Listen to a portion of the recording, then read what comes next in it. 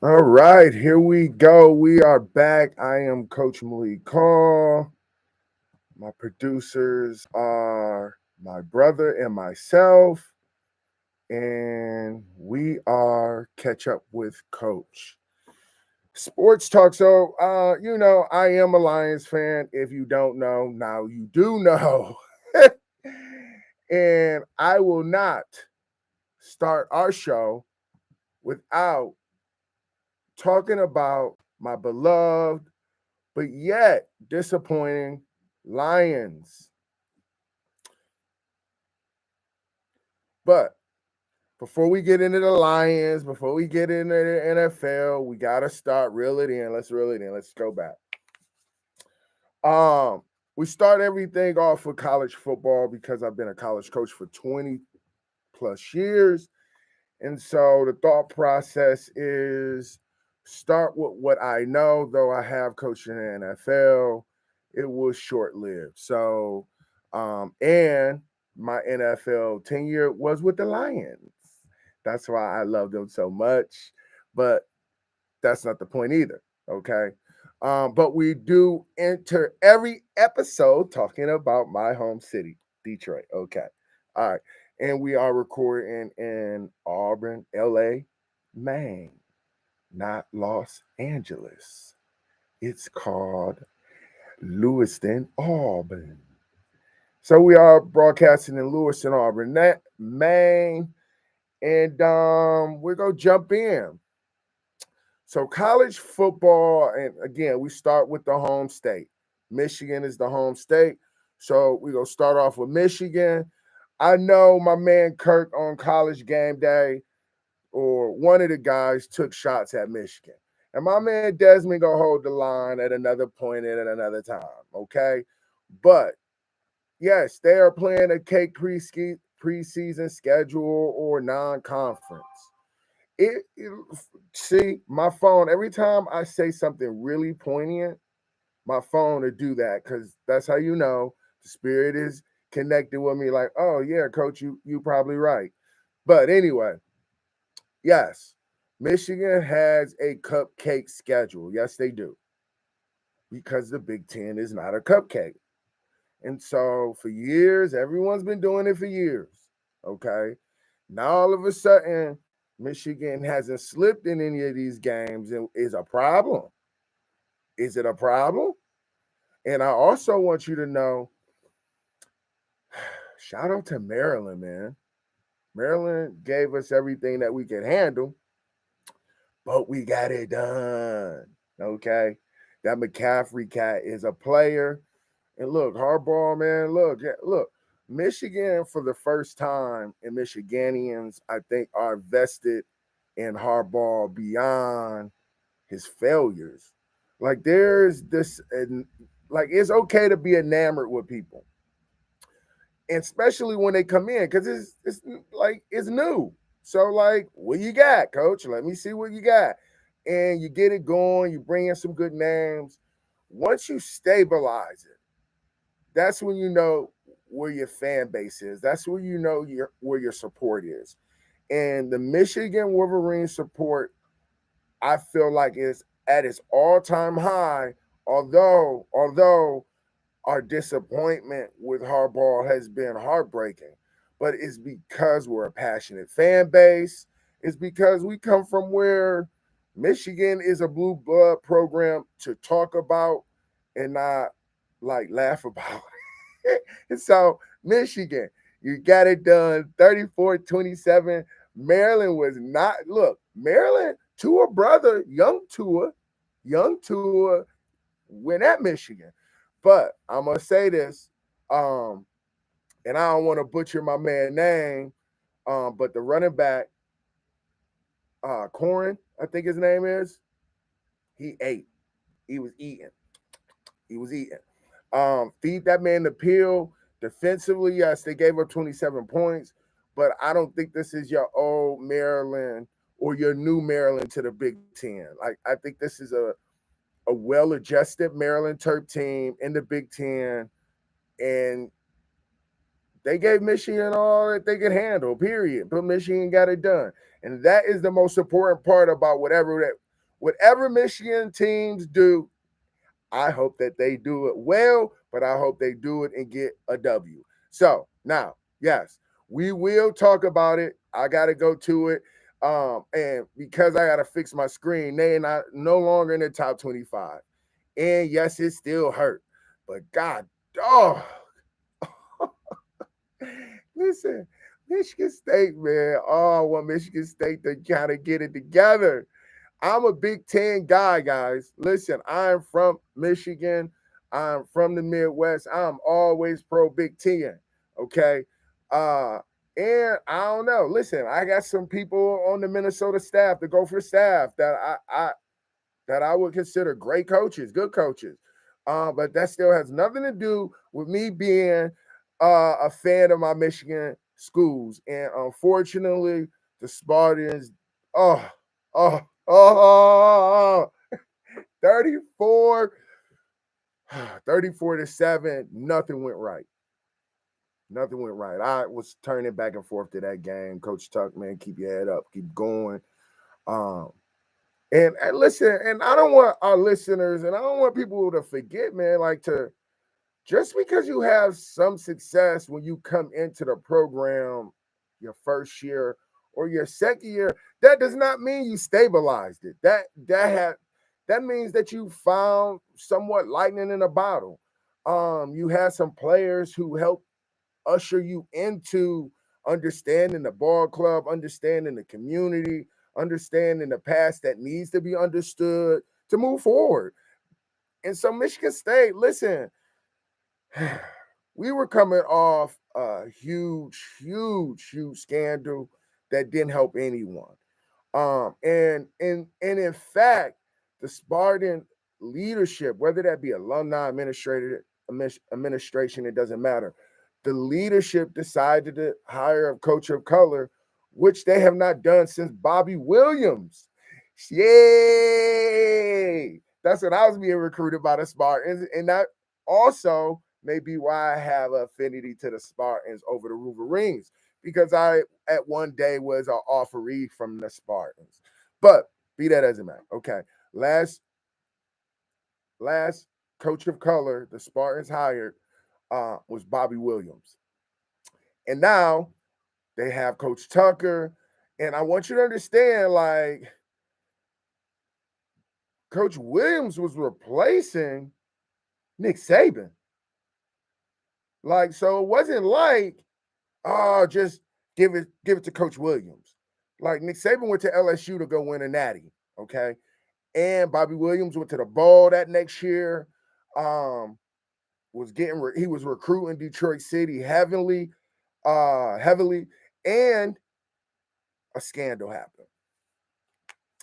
And so, as all scandals, people offload, reevaluate. Michigan State went through, I think, 2 coaches prior to landing Dan Antoni. And Dan Antonio, man, like, hey, he did his thing, period. There's nothing to talk about. With took the Sparties, he got over the hump, but again, he stabilized it. He was there for, I think, 10 plus years. And so it takes 5 years to stabilize anything in college sports, more importantly, a college football club. So Michigan State, he stabilizes it, and he gets them to the greatest heights that Michigan State has been at, including Nick Saban.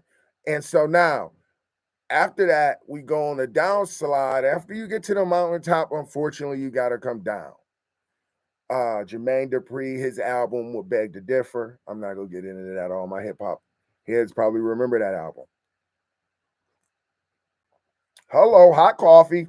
But anyway, once you get to the top of the hill, at some point you go downward. So that's where Michigan State is. They went down coming off of the scandal that happened. They held on to Dan Antonio as long as they could, and for probably his mental health. And it was good while it lasted. Move on. They bring Coach Tucker in. So though Coach Tucker has had some big wins, and he is getting the program moving in the right direction, but Listen, this is not lightning in a bottle. Those wins are lightning in a bottle. Those wins are his players adopting his philosophy and going out and executing it. And so keep that in mind for all of my Michiganians, my Spartans. Don't sleep, don't trip. We gonna be back in the chip. Hey. I don't know how that came out, but that was dope. Log it. Okay. All right. So keep it going. Penn State took care of business, beating Central Michigan. Hello, Rutgers. Hey, I lived in New Jersey. Lived in Staten Island. I lived on my accents are terrible. So let me stop. Moving on. Rutgers. Hey, look. Rutgers lost to Iowa 27-10, but that's an Iowa team that's legit. That's an Iowa team that's running power right up to your Mike and to your Sam, and they running old school ISO. Double the nose, fan on the three, fullback, you go take the linebacker. Let's see if the linebacker real. They running old school plays, okay? And they getting after it with those old school plays. But what my point is, Rutgers didn't disappoint, man. Rutgers is Coach Shiano go get it going over there, man. Coach Shiano, you know what he's doing. And shout out to New Jersey for going back in the vaults and bringing a oldie but a goodie back. You know what you want me to say. All right. So keep it rolling. This is not really an upset, but it is an upset. Miami of Ohio should not have beat Northwestern, but Northwestern is on that cycle, people. And listen, don't take that the wrong way. The cycle of graduation. They lost their top class a year and a half ago. And considering, I know no one wants to hear it, but every program has not recovered from the pandemic. And what the pandemic started was the transfer portal. So keep in mind, like, I know we have a short memory in college football. We have a short memory in athletics, period. That part I know. But keep in mind, the pandemic changed what we're looking at athletically on a scale that's far greater than, hey, why my team not winning? Well, we had a pandemic. We had a transfer portal that opened up. We lost a ton of players. And unfortunately, being that Northwestern is not always going to be a traditional powerhouse, they're recruiting a completely different kid than most of the Big Ten. But hey, that's a tough loss. Today, Monday, at Northwestern, is a tough office. All losses are tough in the office, dog. I don't care what time you get in there. You get in the office at 5 a.m. just so you can cry in your office by yourself before the rest of the staff get in and everybody get the riot act and everybody got to cry in their coffee or cereal. But that is what it is. Okay. Shout out to Purdue getting a W. It was tight, but a W is a W. That 2-point conversion. Ooh. It would have been interesting. Florida Atlantic came in and gave Purdue all they could handle, but they did lose 26-28. All right. That's my Big Ten updates. I wish I could tell you Wisconsin was going to give Ohio State a little more oomph, but I think Ohio State on a mission this year, people. And that's the last thing I'm speaking of Ohio State because we are a Michigan team. Next on the board. Okay, what we got next on the board? Oh, we got to talk about the top 25. Yeah. And again, check in later at 1:00. I am on the MANNIX Brothers with the big jab. Hey. At 1:00, we will talk top 25, local football, and maybe talk about a little high school. We had some upsets in Lewiston. Yes, we did. All right. Top 25, Georgia did they thing. The Bulldog is the Bulldog. Do we need to say anything else? Alabama, roll tide, rode right over that Vanderbilt train. My middle name is Vanderbilt, by the way. And yeah, Vanderbilt, that was a shellacking. Listen, Kent State got shellacked, but they supposed to get shellacked. They're in the MAC. and they still put up 22 points. All levels are not equal. So if anyone is telling you that, that's not real. The gap has closed, but all levels are not equal. Okay, so my point is Vanderbilt, look, they got to get that rolling. And damn, 55-3. I've been beat 55 points before. Syracuse put 50 on me before. Shout out Trinity College. We'll get to the NESCAC. They put up 50 on me before. Yeah. Listen, it's a defensive guy. There's nothing to take away when 50 points are hung up on you. I had to learn that the hard way. I came in one time in the office like, well, coach, I mean, the D-line didn't play bad. What? Bro, they just hung 50 on us. And your assessment was the D-line didn't play bad? I mean, they didn't play great, but they didn't play bad. Sometimes you just got to know when to cut the drill, and I did not cut the drill. I kept talking, and yeah, that was not a good look for the D-line. Shout out to Fordham University. That was not a good look for that D-line that week. If they want to know why, Coach, this is years ago, but Coach was on one that week, but that was because your coach didn't know when to shut up. He should have shut up. He should have just licked his wounds and let Coach get after the whole coaching staff about getting 50 points hung on us. Not say, well, the D-line actually graded out pretty high. That's when I was young and dumb. Sometimes I'm just old and dumb, but that was definitely a young and dumb moment. All right, let me keep rolling. All right, the game that I want to really talk about, all right, is the Wake Forest Clemson game. All right, I want to talk about this game for a lot of reasons, but more importantly, I got people at Wake Forest, and my wife is a Clemson grad. So this game, my wife tried to hold it together. And considering that Clemson came out up on top, she was all good. And then when I told her like why I was rooting against Clemson, she took a pause. She was like, "Oh, that's Coach Cohen? That's Coach Clausen? That was loud. That was." But she didn't care enough to say, "Oh, okay, well, I'm sorry they won." She was like, "Oh, I like those guys, but I'm glad Clemson won." But here's the point of the story. Okay, I don't want to butcher my man's name, and because I don't know his real name, I can't give him a nickname because that's what my wife said. She listened. She was like, "That's when it's disrespectful when you can't pronounce their real name and you just substitute it for something that you want." And I ain't even gonna go there. So anyway, my man DU, the man threw for 5 tutties, but his percentage wasn't great. He was 26 for 41, threw the ball for 371 yards. Here's what I can say of that breakdown that I've appreciated more about him in this particular deal.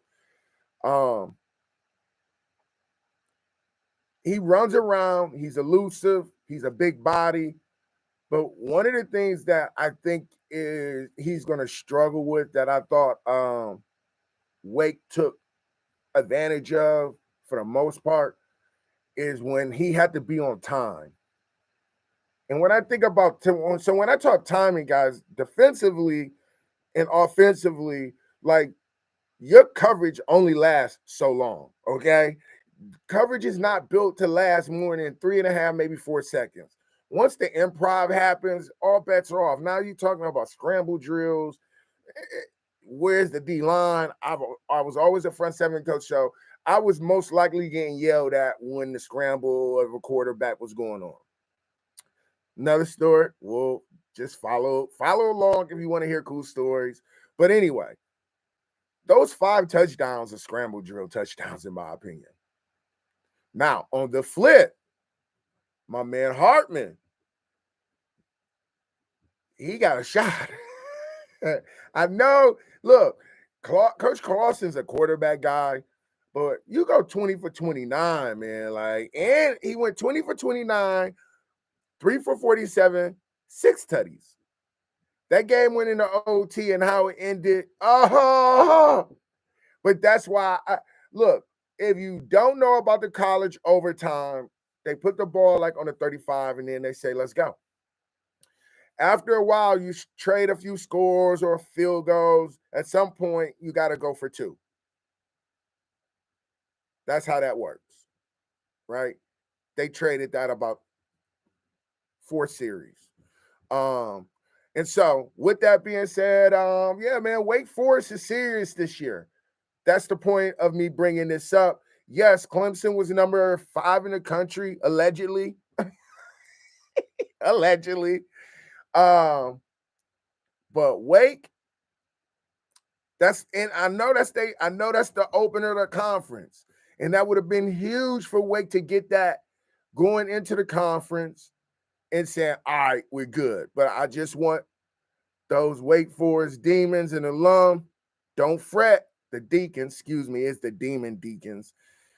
And yes, do I feel a way about Demon Deacons as your mascot? Yes.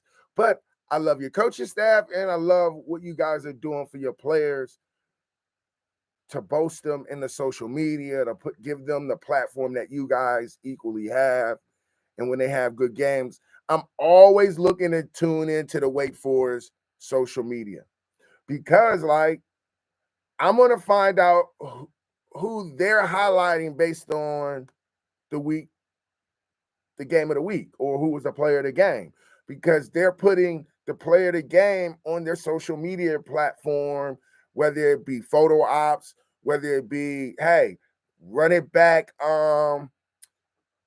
downtown, put his uniform on, go downtown. I think they're working with their operations. I mean, the operations department, excuse me, the media department, sports media department, on how can we safely encourage social media likeness, but not take the hit in our program.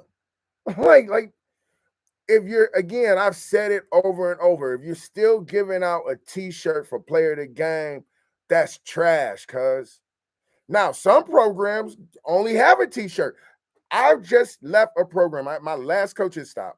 I was in a program where we had to manufacture the love. We had to find ways to pour into them because we didn't have a huge budget. The school prior to, we had a huge budget. School prior to that, not so huge. So all of the schools I've been at, it's been a budget of the Dow Jones. That's kind of the budget line. So if you got in your mind, but now in that space, it doesn't cost $1 million to turn the camera on, get a bunch of lights, and have one of your players go downtown on their off day and get a photo op, get a video op. That's $0. $0. And so when you think about messaging, when you think about why some teams just play extremely hard, on the surface, you're like, well, all the facilities and all of the technology and the resources they have, that's not why, dog. It's because they are socially, emotionally pouring into their athletes based on what they know to be true about what they want. I don't care what you do. If you give him a dude player of the game and you don't drop his social handle, he not gonna look at it. So who are you trying to show he played the game for? Oh, the alum base? How about the kid who's played the game? You drop his handle. How about you create a commercial for him so he can try to push that into a likeness deal? This is the world we're in. So now you can figure it out on your own, or you can just keep seeing guys go in that transfer portal like, all aboard, ticket please, transfer portal tickets. Signing up in November, first transfer portal option November. Best believe it's been kids who've already quit teams and thinking that transfer portal is their answer. It's not their answer. Look, this is not effort and attitude. This is catch up with coach. And I'm ranting right now. Yes, I am ranting. Okay. Bottom line, I love what Wake Forest is doing down there. Shout out Coach Clausen. Shout out Coach Cohen. Those dudes figuring it out. And they're in a tough league. That ACC is not easy. and they battled with Clemson. They put 45 points up on Clemson. And arguably, however you feel about the telling of the game, when it unraveled, margin of error with a good team, it becomes about playmakers and play mistakers. That's what it becomes. You either a playmaker or a play mistaker when the margin of error in the game is on the line. All right. That's all I got to say about Clemson. Shout out Clemson. I do appreciate Dabo. I like Dabo over there. Dabo is all about pouring in it. So if you think like Clemson is only good because they can yield big checks or that they paying, no. He pouring in his guys socially. They have a social emotional programming in their offseason that's off the chart. And so that's why they players don't say nothing off script or off the chart, or they're not looking to transfer. Because by all intents and purposes, DU should have bounced when Sunshine was there. You know what I mean? Because he did all that as a freshman. He just happened to leave early. All right, moving on. Oklahoma, if you thought Oklahoma was real, if you thought they was the number 6 in the team in the country, and that solidified them, I will admit the quarterback is real. I think that Gabriel kid is electric. He's a little small, but I don't think small has anything to do with whether you can play or not. I think he might be native too, Native American, that is. Um, yeah, but he went 26 of 39, threw the ball 330 yards and 4 TD. Yeah, but it wasn't enough. It wasn't enough. Kansas State, listen, Kansas State is pounding that rock, people. The Kansas State of old is, if you were a Coach Snyder fan where they just pound the rock, the last time they made the run, they had a quarterback that could pound the rock. They got that back again. Yeah. And he went off for 148 yards on 21 carries for 4 Teddy buddies. And so Kansas State pulled off an upset. Can they hold that line? Maybe. I think that Kansas State Oklahoma game will always be interesting because of the nature of their history.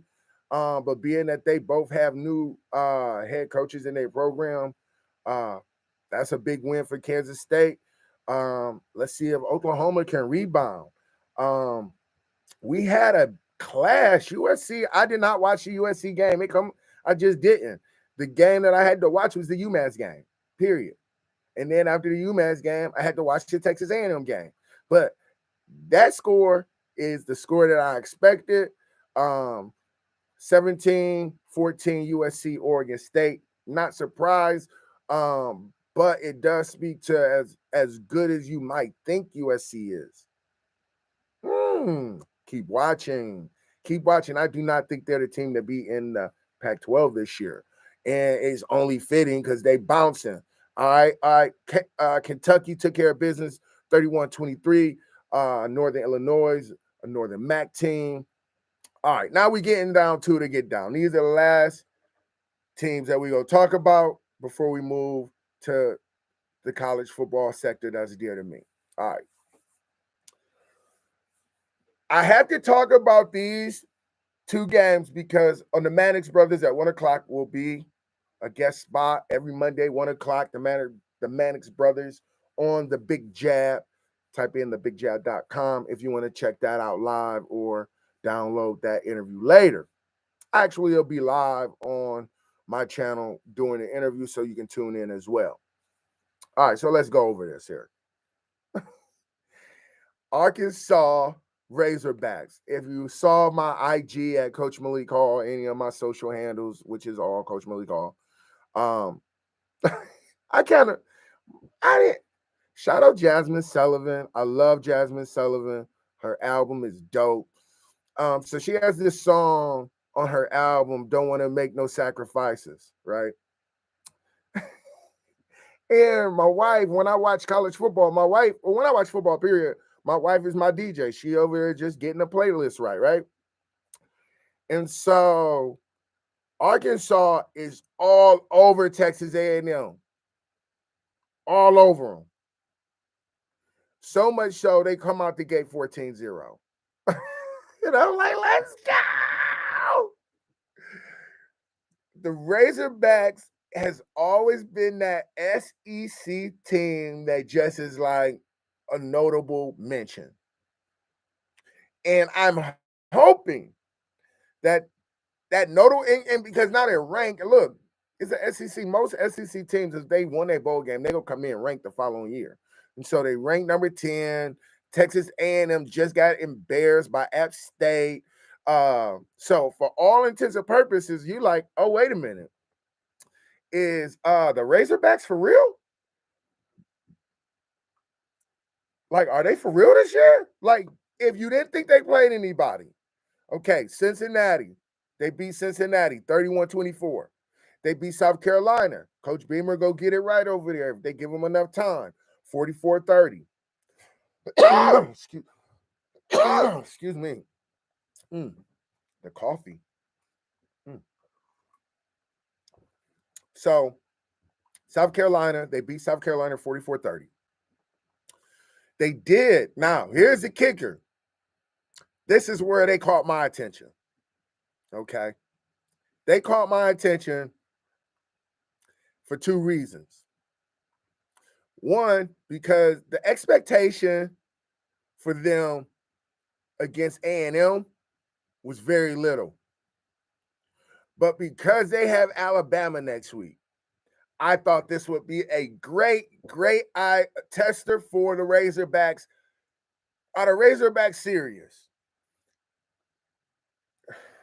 I don't know if they're serious. I really don't. I do not think Texas A&M is that good this year. But College Station, I think playing in College Station, I think that atmosphere is something else. Yeah, I think all of that plays a part. I think they jumped up on them Aggies' head ASAP with that hat. And next thing you know, okay, they tried to coast it out. And I don't really, when I say that, listen, the SEC is a run league first, okay? So when I say coast it out, I don't mean it like they just packed it in. That's not what I'm saying. They did not just pack it in, but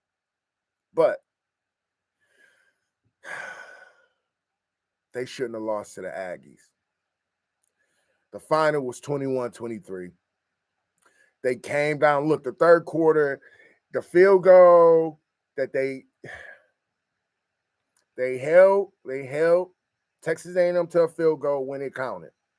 Gave up a crappy touchdown, which I almost turned it off in the third quarter. Now, here's the problem. In that third quarter, they did not get a chance to get any momentum going to where they could match that 10-0 score. After the field goal, if they match it with a field goal based on what happened in the fourth. Now, yeah, if it was a fifth, we wouldn't even be here talking. I would be hungover. But being that it's not, and it's coffee in my cup, if they had gotten a field goal in the third quarter on the drive after they gave up the touchdown, they win this game based on what happened in the fourth because they lost 21-23. That field goal gives them a 1-point win. And so I look, every time you really want to buy into the Arkansas Razorbacks and what they're doing, you're like, oh no. And the quarterback, he was efficient, athletic, 12 for 19, threw for 2 touchdowns. And look, the number one deal that I would say, looking at that game and the takeaway from that game, is the Aggies and Coach Fisher have to figure something out because it's not getting any easier from there. That's just a fact. And here's why. Let's just talk. Now, we know what we do know is this. We know that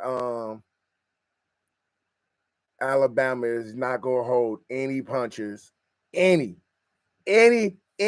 punches against the Razorbacks now.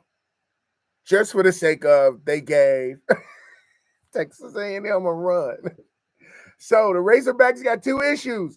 Issue number 1, they should have got the Aggies when the Aggies were down. And the Aggies are emotionally still down. I'm telling you, the fact that that game was close, they're still down. And they should not have been the favorite, but politics as usual. They get it done. The Razorbacks, if they can recover, and they have to recover because they come into a Alabama team that is not go kind. This isn't gonna be Charlie mess around for Alabama. If Alabama mess around, uh, and even granted, they're at home, they're at the Razorback Stadium, but that only means you go get all of the attention at Alabama, all of the attention, not just some, all of it. Period. That's what you'll do. And so I hope the Razorbacks want to make some sacrifices like the Jasmine Sullivan song. So go check that out on my IG. Don't want to make no sacrifices because you're going to have to go on with Alabama coming in, with you just leaving College Station with a loss. So that's going to be a tough one. All right, but let's keep it rolling. All right, this is the one. And then we go pivot. I had to reach out to a few people before I started to talk about Florida, because I love Florida by way of my mentor. Period. Florida again is a blue blood program. Florida not doing well is not doing well for college football. It certainly does not. It it hurts the Florida brand, especially for all of my Florida cats that I've played with, that I've coached, that I've recruited. The Gators not being good hurts Florida football, just like the Seminoles not being good hurts Florida football, just like the U not being good hurts Florida football. Listen, what team in Florida is good right now? I know. All of the ballers that I know in Florida, I know they got to be hurting, because the irony is the Dolphins are actually doing something. We'll get to that in the next segment. But what team is good right now in Florida? What college Florida team is good? And that's the point. When it seems to me, when Florida is competitive and they're one of the top teams, like, everyone is bringing their A game, right? Because it's the Gators. The Gators have a rich history. The Gatorade is named after the Gators. That's how rich that history is. That's how dope the Florida Gators are. Okay, that's how rich it is. I've never played down there. I've never coached down there at the Gator Stadium in Gainesville. I have a lot of players that I've lost to Gainesville, to the Gators. I've recruited. I know some coaches that are down there currently. And so this game I'm very sensitive to.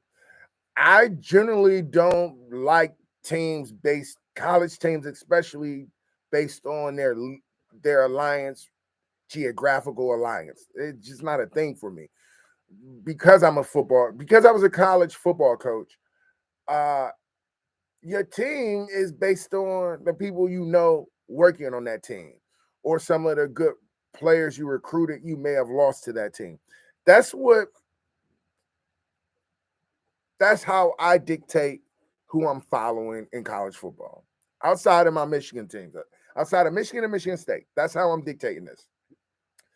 So, as I think about college football on a major level, in the Gators, and the performance of the Gators, and me pulling for the Gators is based on my mentor being there. The Gators, okay, let's just jump into it. This quarterback at the Gators,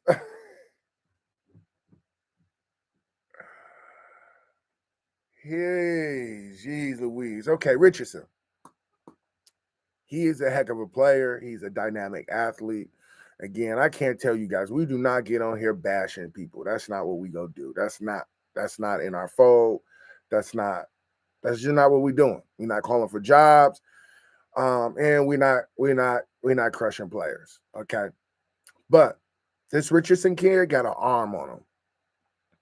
He threw for a ton of yards, but he had to, excuse me, he threw the ball 44 times in college football. 44 times. And unfortunately, I watched the whole game. This is the game I watched again because of my mentor there. 44 times he threw that ball. The defensive staff got to be like, Coach, run the ball. 44, 44 pass attempts. Now, in fairness to him, he threw the ball for 450 yards. 450 yards. That's a lot of yards. For 2 touchdowns, I don't know if you want to be dropping back that many times. So I'm not going to get into math on you, but from a defensive standpoint, my thought process would be going into it. If he's throwing it 44 times, like how many of those throws are timing throws? Like catch, throw, catch, throw, catch, throw. Or how much of it is him pouncing, prancing? Okay. That's the first thing that I would SWAT Florida Gators with. SWAT meaning strength, weakness, opportunities, and triggers. Where's the trigger that I see, a social emotional trigger that I see?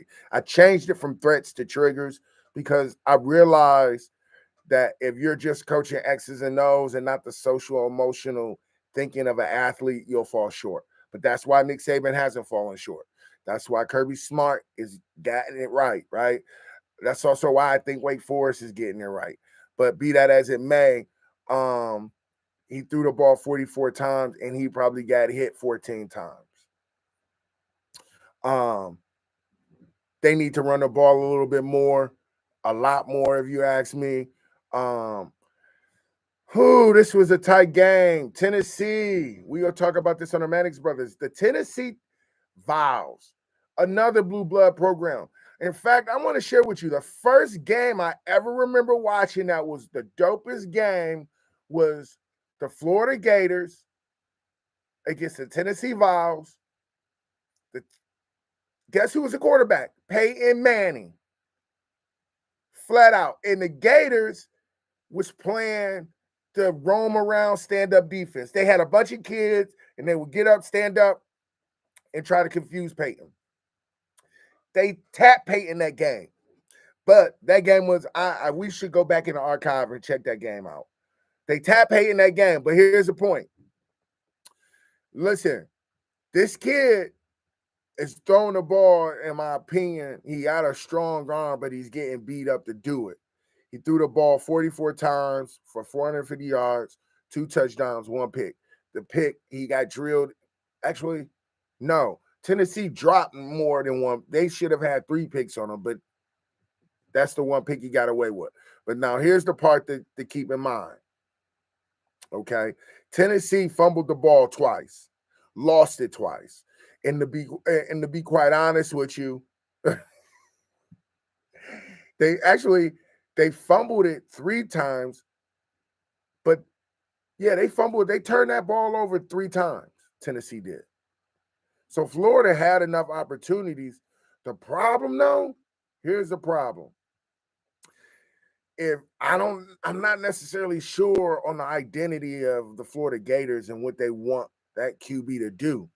He has an arm, but I mean, he only got sacked 3 times. But I gotta tell you, I watched him get hit probably 7. And in those 7 times he got hit, I don't know that he was going. I didn't think he was gonna get up a few times.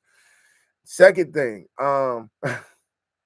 they ran this play that we run in Little League, that we used to run in Little League, and you know what? I used to play center, so I was in charge of the play. And we used to run it for a short yardage or like to try to get a flag, right? And so, and it's a secret, it's kind of a hack rule. It's really a hack play and a hack rule. For Little League, you're really placating on the emotions of the situation, it being 3rd and short or 4th and short. And so I was playing center at the time. And whenever the coach gave a signal, he'd give a signal and the quarterback would get the signal And when he would hit me under the butt, and my job was just to snap the ball, no one moved. And he would just fall forward into the A gap.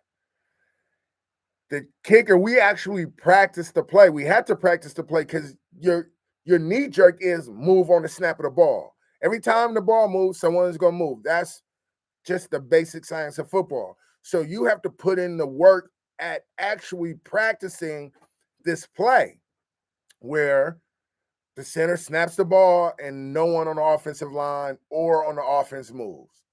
The only people that move is the quarterback and the ball.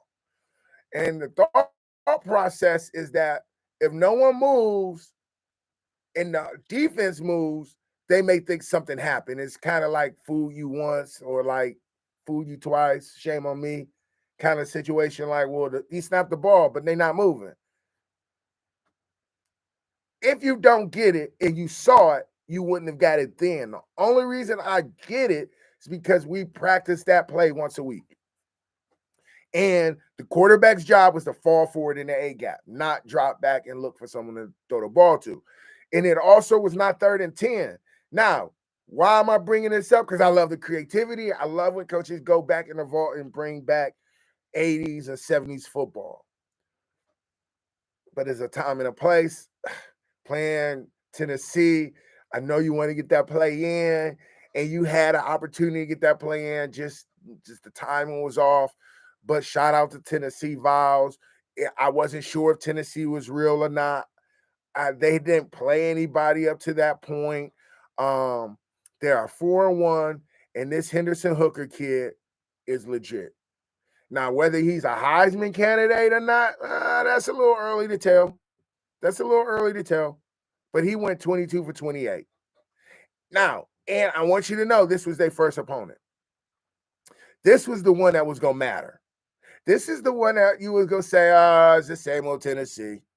Oh, yeah, Tennessee can't do it. They lost to just the average Florida Gators. Tennessee. But Tennessee's to the keys on the Gators. They got it done. And now here's the best part. They got LSU next week. Going, feeling good, and they got to go to LSU. So they just took care of the Gators, right? Took care of the Gators at home. The Gators, you got to win on the road in the SEC period. So if you can win at home, you Gucci. The Vols won at home. Now they got LSU on the road.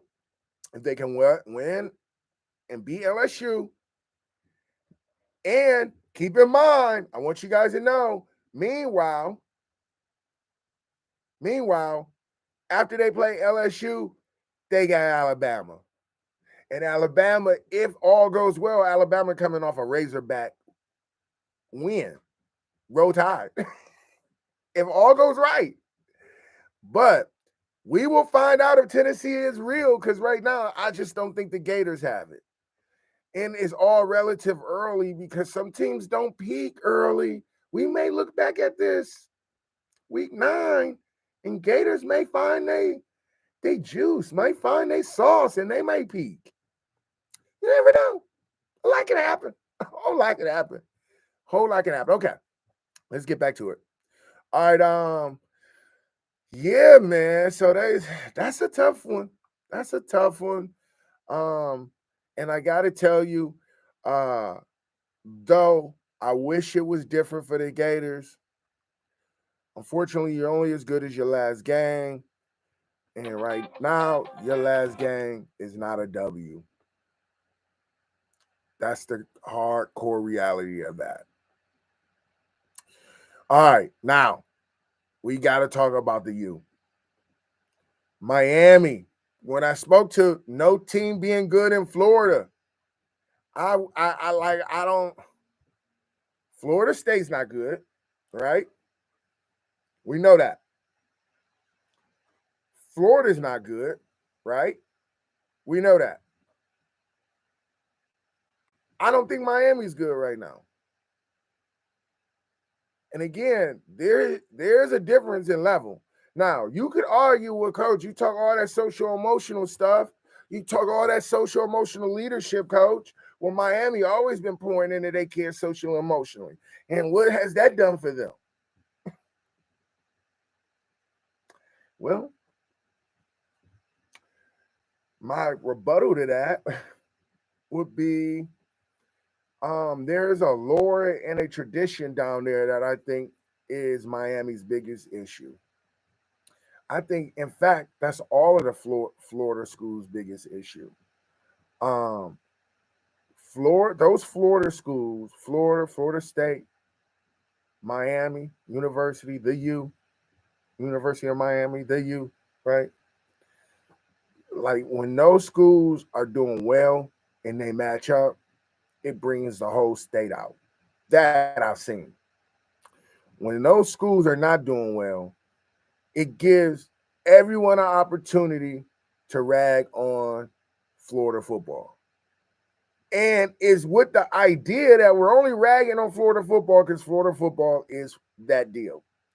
And for it to be that deal, it begs the question, is Florida talent leaving Florida? The top talent of Florida leaving? Is the allure of playing at Florida State, the U, the Gators no longer a thing? Do people not care about what they were anymore? I don't have the answer to why the Florida teams aren't winning. I can't tell you why Miami didn't get it done against Tennessee. Middle Tennessee, excuse me. Middle Tennessee. Listen, it's hard to win. I recognize that. And if you follow me, you know that. It is hard to win. I believe Cristobal would not have left an Oregon team to come back home to lose to Middle Tennessee State or Middle Tennessee, excuse me. Just wouldn't have done it. But there's some things that's I think it just is. It just is. I said it last week. The quarterback situation hasn't been good since I forget Tony Dorsey. Ken Dorsey. Yeah, Ken Dorsey. The quarterback situation at Miami has been hit and miss since then. They've had all kind of pieces and puzzles around it. You could argue defensively they are not the same. That could be true. But one of the things that has been true about football in this day and age, do not expect this thing to be like a 21 top end score. They put up 45 points on Miami. And just so we on the same page, the fourth quarter, they just matched what Miami did. So there was no pulling the dogs off for Middle Tennessee at all. At all. And now, same issue that Texas A&M has, Miami has. You know why? Because no one believes Miami is serious now. And because why? They haven't played anybody. The one team that they played was A&M. They lost 17-9. And then when you know you got to rebound, just because and that's not even a league game. It's not even a league game. They played Bethune, they played Southern Miss, and then they played Texas A&M and got beat 17-9. Then they played Middle Tennessee State University to get beat 46-31. That's a terrible day in that office. Look, I'm telling you, anxiety is real for a ball coach because you're asking these 18-year-old, 19-year-olds to perform at a high level so I can keep my job. That in itself is madness. That's just the thought about it. Just the thought of it. That's crazy when I even think about it. The fact I did it for 20 years, I'm even like tripping. Wait a minute. This 19-year-old kid is going to dictate whether I can get another job or not get fired. Now, granted, we signed up for it. So it is what it is. I coached it. I signed up for it. It is what it is. Every player who's playing football right now, if you told them, hey, let's work on your meniscus, but you're gonna have to miss 6 games. If you give him an option not to miss the 6 games, he's not missing it. And then when you tell him, well, what's gonna happen? Well, you're not gonna be able to, it's called hurt when you're 40. He's 19. He can't even see the 21. Only thing he knows is gonna happen at 21 is he gonna be able to drink. That's it. So yeah, I can play this week with the meniscus. Yeah, go play. All right. 40, he gonna be limping. It's gonna be swelling up for no reason. He gonna know why. Same, that's my point. I know. My point is the same thing that coaches sign up for, players sign up for. The good teams find a way to take the goals coaches, the players goals, the goals of the coaches, the goals of the players, and find team goals that we create a marriage with. We can find some like just neutrality there, that when in doubt, this is where the intersection of our ball club happens. This is where I can pour into you. This is where you can pour into me. And right now, I'm not sure that those Florida teams have those mechanisms in place where because this hasn't been enough continuity. Continuity is a major part of all of this. Like, I know I'm going down this rabbit hole. I should have already gone to the CAA, the Ivy League, and the NESCAC. I know. It is what it is. What time are we on with the MANNIX Brothers? We're on at 1. So we got time. I'll pick up my NFL segment after the MANNIX Brothers as usual anyway. And so, again, I don't know why the Florida teams are not doing well. They got everything that they need. They got, you heard Sap, what do you want? We got everything you need down here. I got mangoes. I got beaches. I got Disneyland, Disney World. I got water. What do you want? You got everything you need down there. And then they got facilities. But the continuity of this, okay, Florida State has been through 3 coaches in 7 years. Yes. Yeah. Miami has been through 4 coaches in 10 years. The Gators have been through, since Urban has left, 3 coaches. And Urban has gone on to Ohio State to win. And now Urban's on TV. So now consider continuity is a big piece of collegiate football, because you're not just picking the best player athletically, you're picking the best player that fits the identity of the school, that can meet the academic makeup of the school, and that's just not socially out of place. You would hope that schools, colleges, okay, because they're not professional athletes.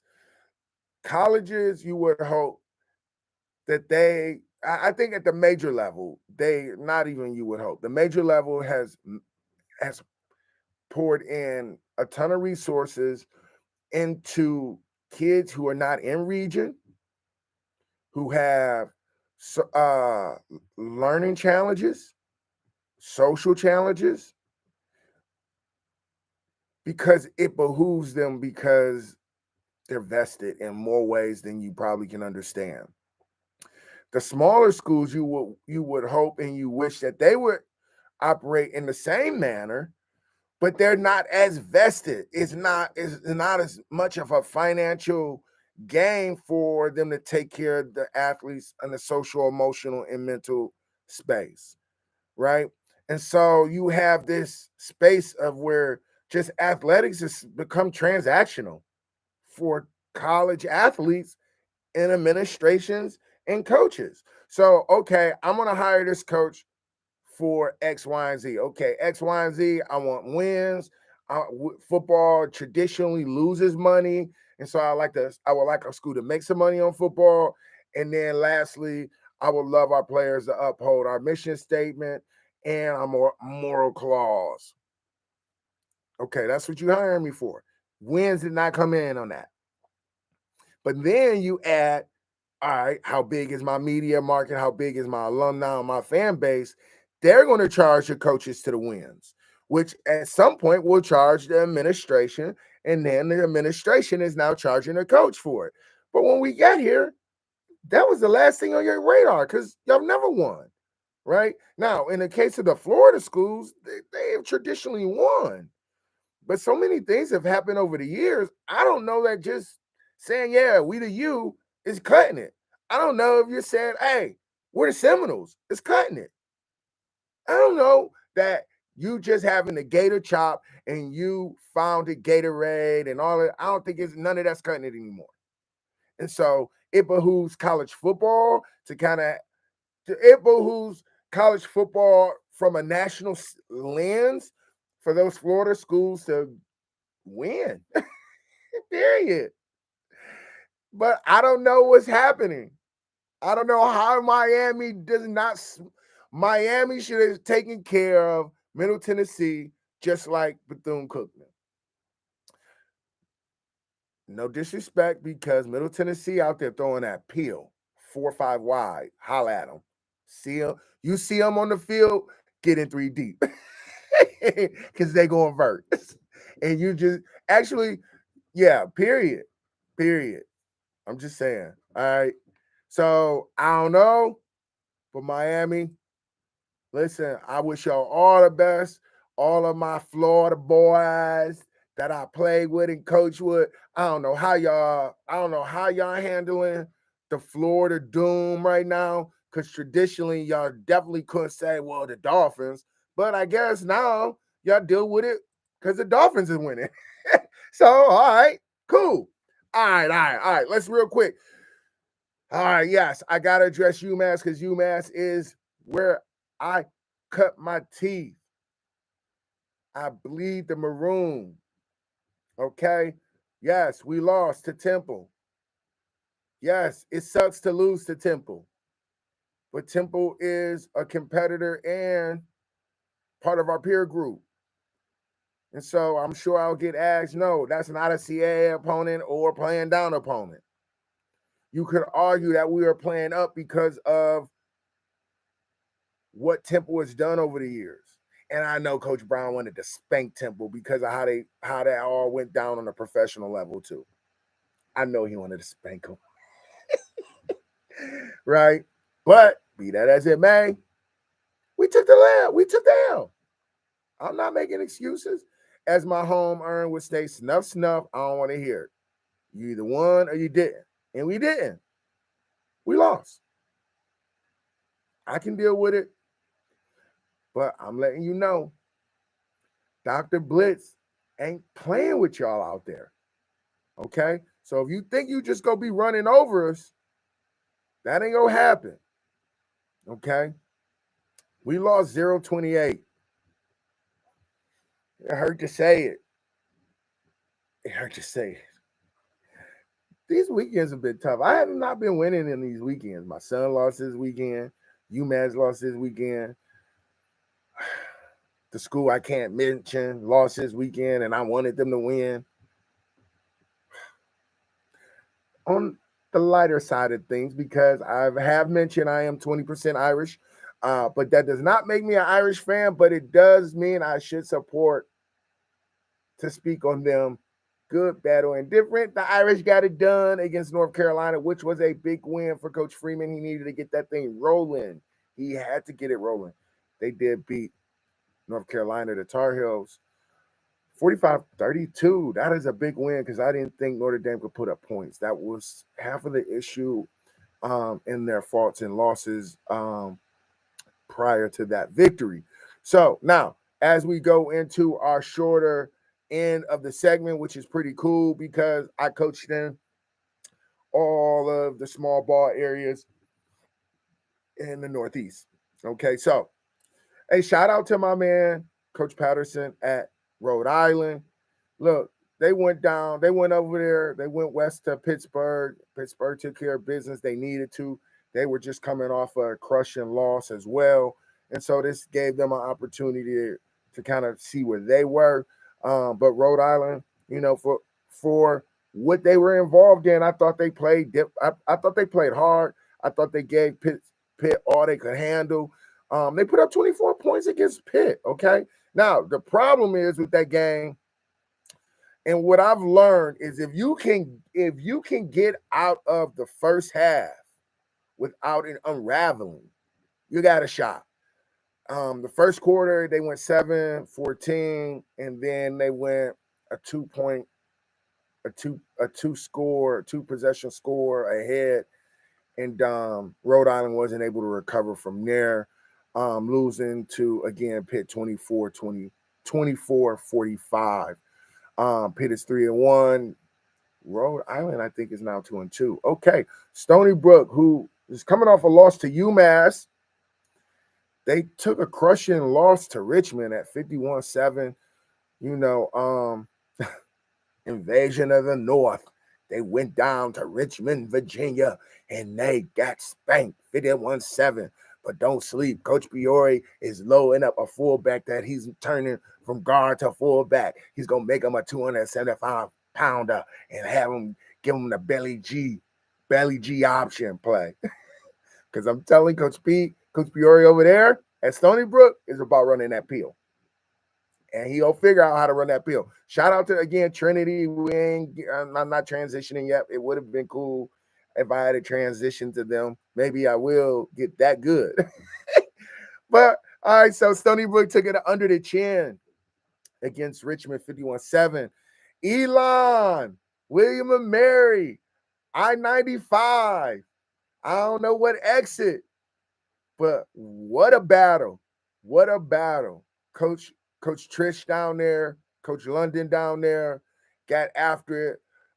Big and I think Elon was on the road. They went to Bill and Mary and got it done, 36-31. Coach Trish, who's also a Villanova guy, or by way of Villanova, the new head coach over there, got it done. That's a big win, CAA opener. Hey, okay, now this would have been the CAA upset of the day. I don't know that I would call this a scare money situation more than I would call it a made money situation. Monmouth, who is a Northeastern Conference alum program by way of the Big Sky, is now in their regional home, the CAA. And for a time, they went to Philly, and Villanova is not really Philly, but for those who don't know, they went over to Philadelphia, the suburbs of Philadelphia, New Jersey now, came all the way over, came down, and put up 49 points against Villanova. And I told you I have Villanova winning the league.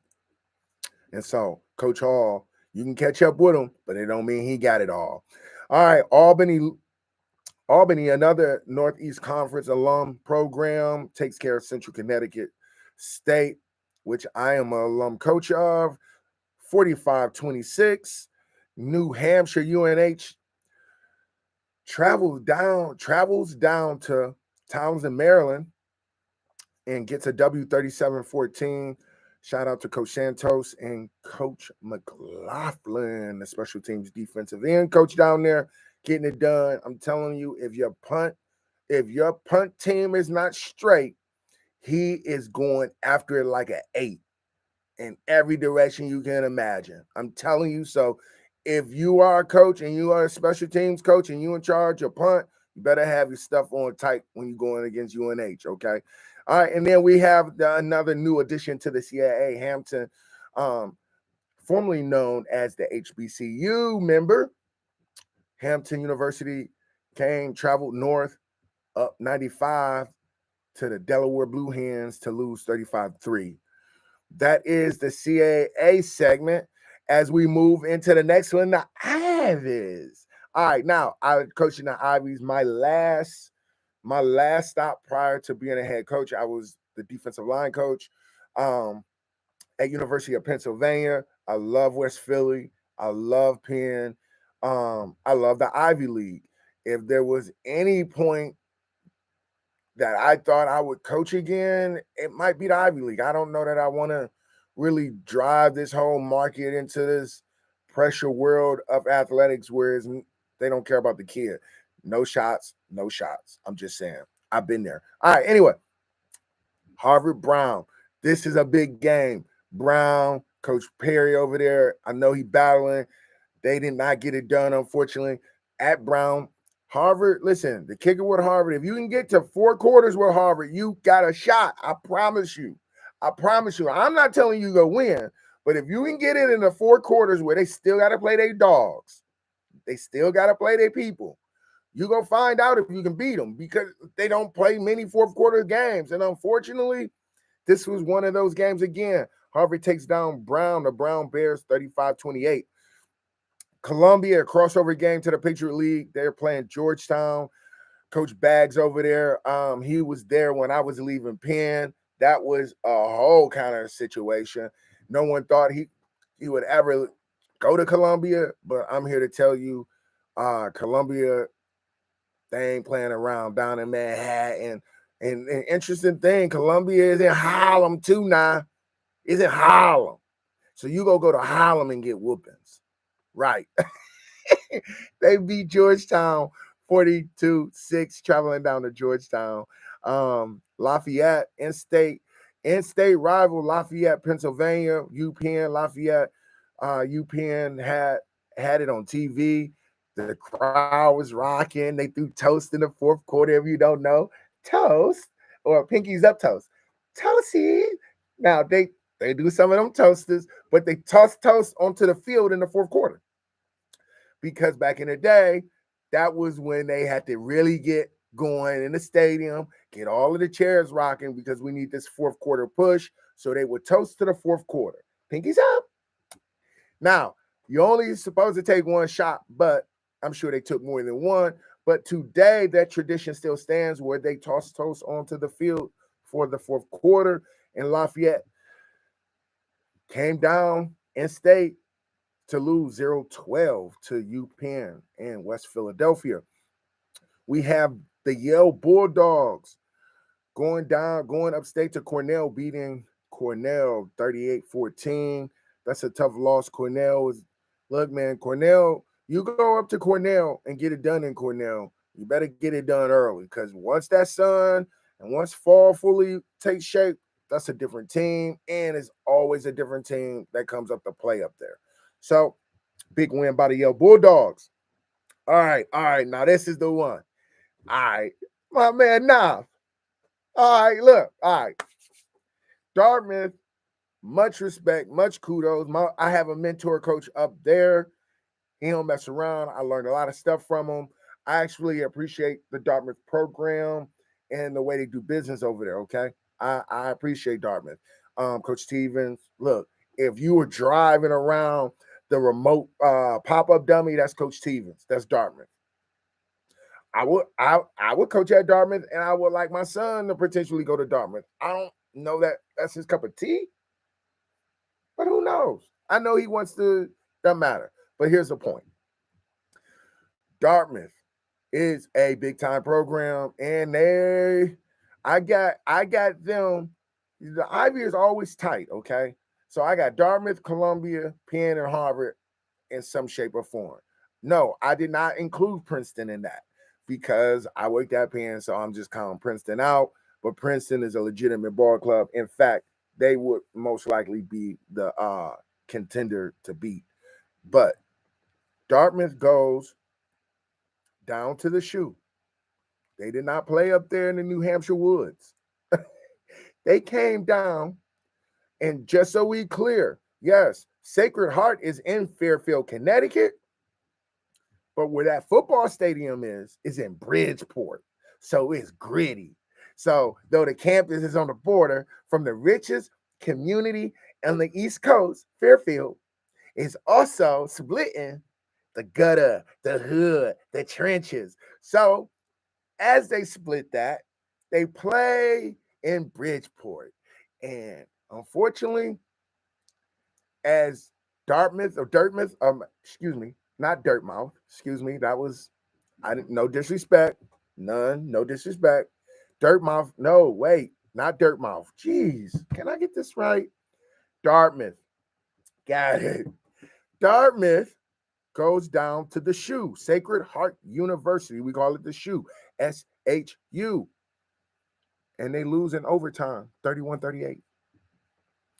I told y'all, if y'all were listening to the last NEC update that I gave, Okay, Coach Knopf over there, good friend, good good ball coach. Okay. And here's why this game is dope to me. And this is why I'm talking about this game. And this is the Bridgeport and the shoe. This is where the grit lies. That's the school is in Fairfield, but they play in Bridgeport. Just the campus is on the border. All right, whatever. And that might not even be true. But for me, that's how I've always interpreted it. So I can remind myself they are no cakewalk. Just because they in this rich town don't mean they don't get after it. So that may be my whole Jedi mind trick. So that might have nothing to do with you. That's my Jedi mind trick. So in that, I've always reminded myself they are in a rich neighborhood, but this field is in Bridgeport. It's not true, most likely. So this is why I say that. Dartmouth goes down there and goes 21-0 in the first quarter. I think they got a field goal off in their third possession.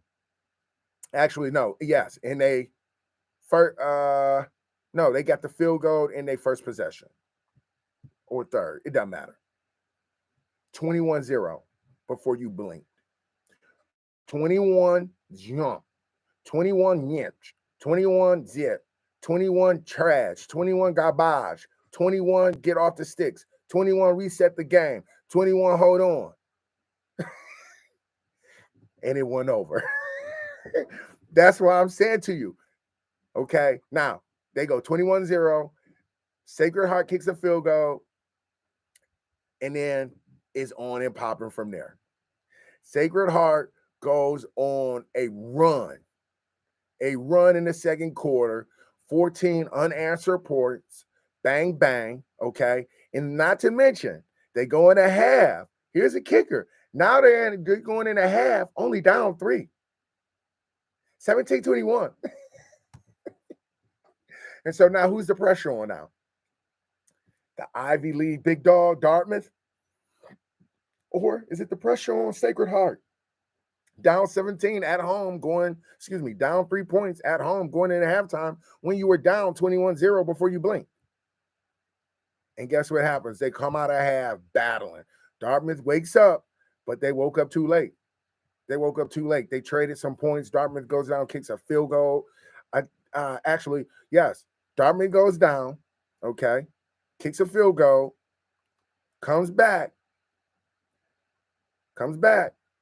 scores, but here's where it gets funky. Sacred Heart didn't let it get away from them. So every time that they matched it, every time Sacred Heart did something with points, they matched it. And when the fourth quarter came, all they had to do was get 2 stops.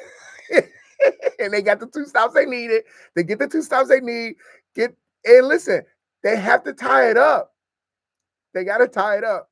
They get the tie, stop them. Now we're in overtime, and I'm at home. We get the Ivy League school coming down to little Fairfield, Connecticut, where all the rich people lie in their mind. Like, that's how you go down there and you lose at the shoe. Because Coach Knopf is as gritty as it get. The D-line coach over there is gritty as it get. The whole staff is gritty. They are the team to beat in the Northeast Conference, and they just proved it by beating Dartmouth in overtime and not by a field goal. They put points on the board. And here's the kicker. Like we talked about it, and right?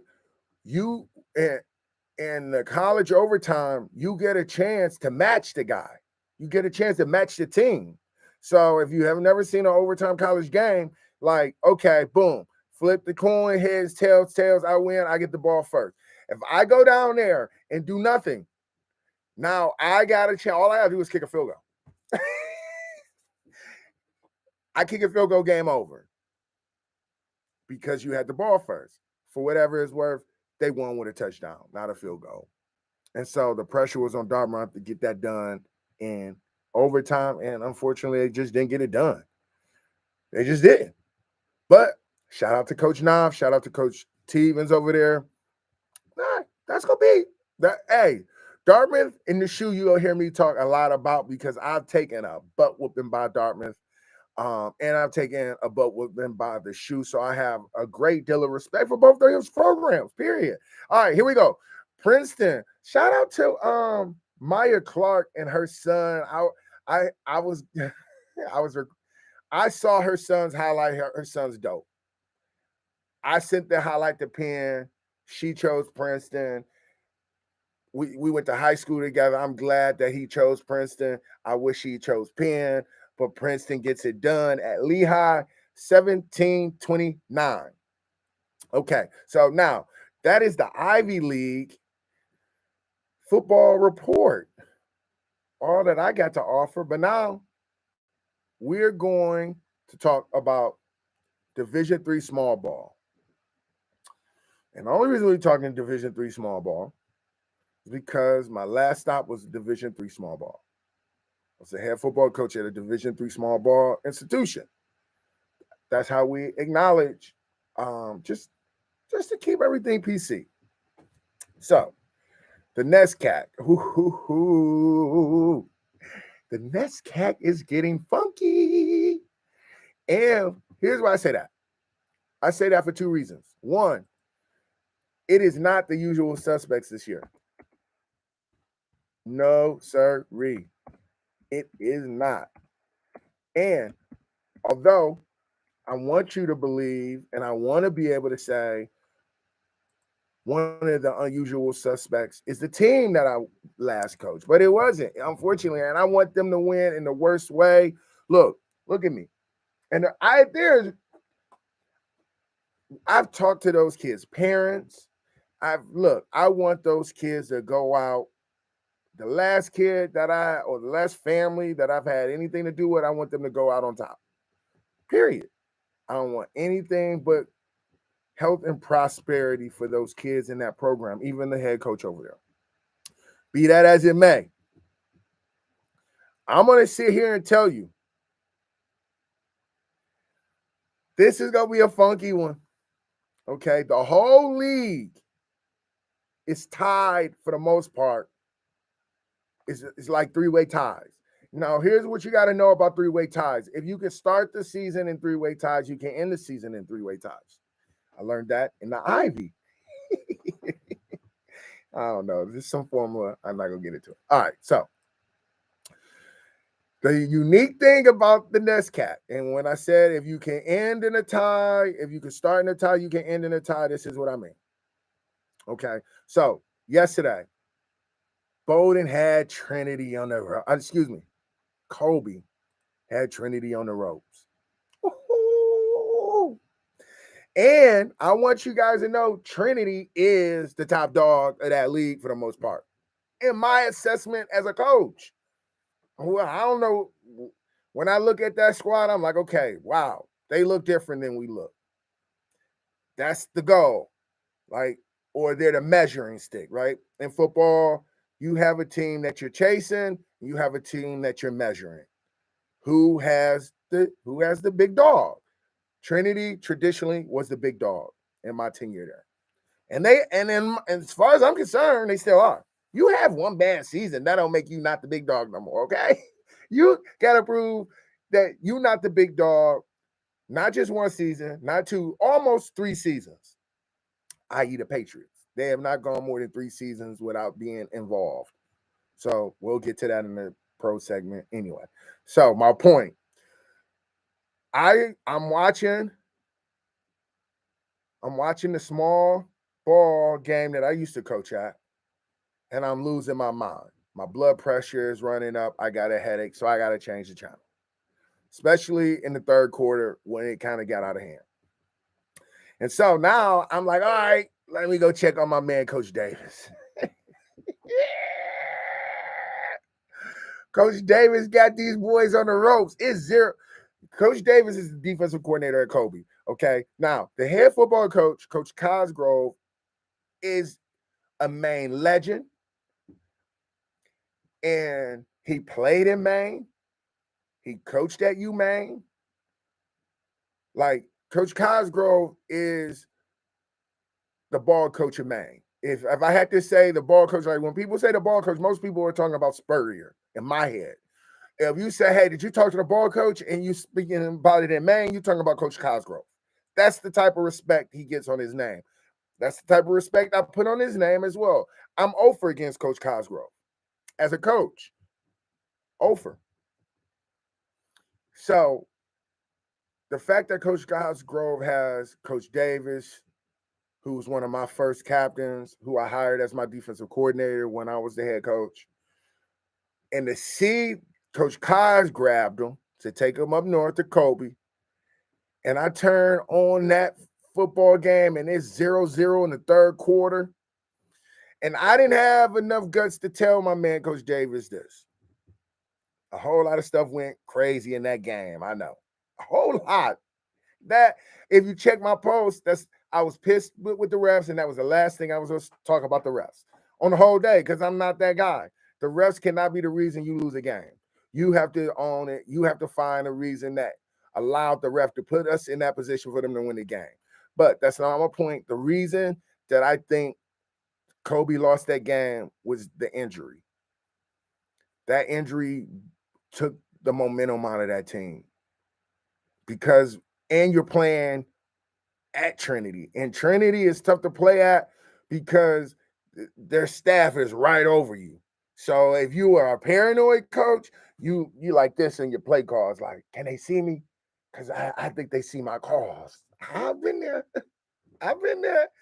But the reality of it is, coach over there coached that ball club up legitimately, like, to be ready. He recruits kids that Ivy League kids are being recruited by. Some major Division I schools are recruiting. Like, that's what he's doing over there. Shout out to the head coach at Trinity. But Kobe had him on the ropes, 0-0, and the wheels came off after the injury timeout that almost took about 40 minutes to get the kid off the field. So, I hope he's okay. I know the ball club and the morale over there at Kobe's going to be okay, but they lost to Trinity 7-19. I don't know what happened, but they did. So next week, I don't even know if I can watch the game next week. I've never been more conflicted in my entire life as a football coach than now. Even when I was coaching against UMass, it was like, okay, yeah, like this is what I do for a living. Yes, and we go play UMass. Hopefully I can beat UMass. And unfortunately, every time I coached against them, we did not beat them. I'm not coaching now. So as I watch Bates College match up with Kobe College to start this CBB battle early, knowing that we're in a three-way tie for second, because everybody is 1-1. And the only schools that are 2-2 is Middlebury and Trinity. They will handle each. I do not believe a team will go undefeated, one. Okay? I don't believe that. I believe someone is going to get Middlebury or Williams. I just do. I really do. Amherst being 0-2 is a phenomenon if you're familiar with NESCAC ball. They're traditionally a team to be reckoned with. Okay? And look, whatever you want to speak about the B, that's what we're going to do, because legally, my lawyer might call me and I got to keep my phone on. Anyway, so as I think about the B going up against Kobe, that's going to be an emotional game for a lot of kids, for a lot of coaches. It's two coaches that we broke bread and bled together that's on that team now. And so that is what I call a trap game. So where do I stand? I want Bates to get it done. I think Coach Cosgrove will check the emotions of his team to make sure that they play this game for what it is, the pursuit to the NESCAC championship, not the CBB championship. So I envision this being an emotional one. And I will say, hey, listen, Middlebury, look, Coach Ritt over there transitioning into a new role. I wish him all the best. They got it done against Wesleyan, who beat my squad, or the squad I'll be pulling for. It is not my squad. I'm not the coach over there. I still stay out of my DM. That's why I just forward you to their link. I'm not coaching. This is what I do. This is my coaching. So anyway, yes, Wesleyan, 24-10, and they were at Vermont. So here's the kicker. Next week, can Bowdoin beat Middlebury? If Bowdoin beats Middlebury and Bates beats Kobe, you're talking about a showdown for the CBB, and that puts Middlebury on their first loss, okay?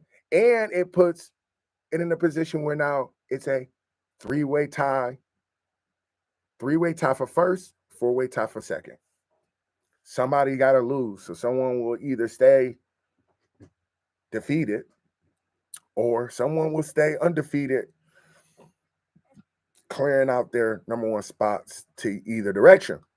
And so, shout out to my man, Coach Davis at Kobe, doing your thing, bro. Shout out to the B. Hey, boys, keep fighting, stay together. Coaches, listen to Coach. Coach is getting it right. Coach is going to get you in the direction you need to be in. Look, I believe, you need to believe, and after believing, you got to trust. That's the bottom line. And they took a tough loss. They took a tough loss to Tufts. Look, we don't talk score here. They lost, period. That's that. Moving on. They got Williams next week. At Williams. Yeah. Excuse me. Tufts has Williams next week. Tufts has Williams next week, not the B. So, okay. Well, guys, that is Catch Up with Coach, the segment as it is. We covered the NESCAC. We covered the CAA. We covered the top 25. We also covered the Ivy League. And just so we all on the same page, I just want to give a shout out to the small ball player of the week. In my opinion, let me pull him up so I can drop his stuff. Again, man, I don't know what you're doing if you're not showing your kids love. And if you're not showing them love and dropping their handle, I don't know what you're doing it for, right? And so, listen, Fordham University has a history of having gunslingers, if you don't know. They do. All the way back from Coach Masella, Coach Moorhead, to the head ball coach over there now. And so, a special shout out because he is the made money of the week. Tim Demarat. Shout out to Tim Demarat at Fordham University. He threw for 10,368 yards, topping him off at 818 completions. That puts him in a record book with some NFL dudes who play quarterback in the NFL and who has some records of their own. So shout out to Fordham University and shout out to Tim Demarat. Follow him at Tim Demarat on his IG. He letting it rip over there. So I would only imagine that the NFL will be at their doorsteps, flat out. That's how I see the world. All right, guys. Until next time, we are on the MANNIX Brothers and midday at the Big Jab. Check it out at thebigjab.com to check it out live or download the interview.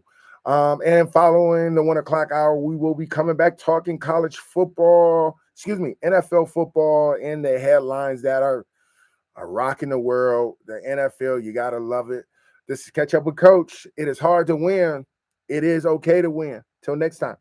Peace.